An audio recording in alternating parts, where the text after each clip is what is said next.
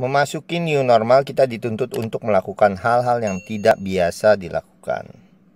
Kita tidak bisa melakukan apa yang biasa kita lakukan. Kebiasaan yang lama harus dirubah, bahkan harus ada yang ditinggalkan. Kita dipaksa untuk hidup berdampingan dengan virus COVID-19. Untuk memperkecil kemungkinan kita terjangkit, kita harus mematuhi beberapa aturan yang telah ditetapkan. Jika tidak mematuhi aturan tersebut, maka resikonya akan kita terima. Demikian halnya dengan kekristenan. Sejak Kristus ada di dalam kehidupan kita, sesungguhnya kita memasuki era baru dalam kehidupan kita.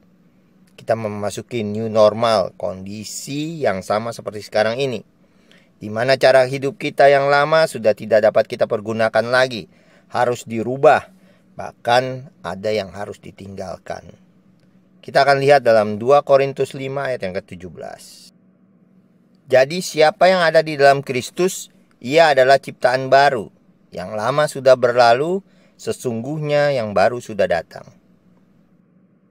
Bukan berarti ketika Kristus ada di dalam kita, lalu semuanya seperti ada di dalam surga.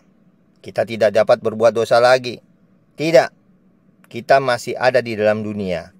Bahkan kita masih hidup dalam lingkungan yang penuh dengan dosa, yang sewaktu-waktu dapat menyeret kita ke dalamnya. Yang menjadi tujuan kita adalah meskipun kita hidup berdampingan dengan dosa, tetapi kita tidak terpengaruhi, apalagi terseret di dalam arus dunia tersebut. Bagaimana caranya? Sama halnya dengan menghadapi new normal, kita harus mematuhi setiap aturan yang telah ditetapkan, agar kita terbebas dari resiko yang ada di depannya. Dalam kekristenan kita harus mengikuti apa yang diinginkan Tuhan dalam kehidupan kita.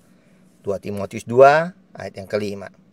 Seorang olahragawan hanya dapat memperoleh mahkota sebagai juara apabila ia bertanding menurut peraturan-peraturan olahraga. Di era new normal kita harus menaati peraturan dan prosedur yang telah ditetapkan agar kita tidak terjangkit dengan virus. Kita pun harus menaati firman Tuhan dalam kekristenan. Jika dunia dalam era new normal menganjurkan mencuci tangan, maka kekristenan pun kita harus membersihkan perbuatan kita dengan merenungkan firman Tuhan siang dan malam. Dalam era new normal, social distancing itu sangat penting. Demikian pula kekristenan. Perlu kita melakukan social distancing terhadap dosa. Menjauhkan diri dari hal yang membuat kita menjadi lemah dan akhirnya berujung jatuh ke dalam dosa. Kita mengetahui kelemahan kita masing-masing. Hindari hal-hal yang dapat membawa kita ke dalam dosa. Langkah tersebut adalah cukup mudah. Semuanya tergantung dari diri kita sendiri. Kuncinya adalah taat kepada firman Tuhan. Maka Tuhan dengan kasih karunia akan memelihara kita, membimbing kita dari kemenangan sampai kepada kemenangan. Tuhan memberkati. Sampai jumpa.